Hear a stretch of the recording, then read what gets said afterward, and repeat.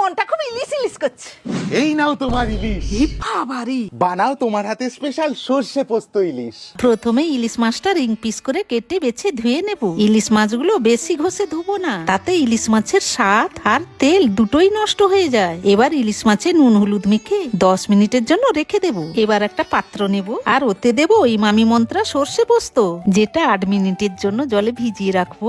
এটা তিক্ততা ছাড়াই খাঁটি আর বাড়ির মতো স্বাদ, কোনো খাটাখাটনি না করেই। এবার একটা কড়াইতে জল গরম করতে বসিয়ে একটা টিফিন কৌটোতে সর্ষের তেল বুলিয়ে নিয়ে ইলিশ মাছগুলো বসিয়ে মাছের উপরে সর্ষে পোস্ত মশলাটা ভালোভাবে দিয়ে ওপর থেকে কয়েকটা কাঁচা লঙ্কা দিয়ে দেব। তারপরে কড়াইতে টিফিন কৌটোটা বসিয়ে ঢেকে 15 থেকে 20 মিনিট ভাপিয়ে নিলেই রেডি হয়ে যাবে গরম গরম ইলিশ মাছের সর্ষে পোস্ত ভাপা। বাবুরে সর্ষে পোস্ত ইলিশ ভাপা খাবি আয়। বৃষ্টির দিনে ভাত আর ইলিশের এই সর্ষে পোস্ত ভাপা এ যেন বাঙালির প্লেটে এক টুকরো সুখ। আপনিও আজই ট্রাই করুন ইমামি মন্ত্রা সর্ষে পোস্ত।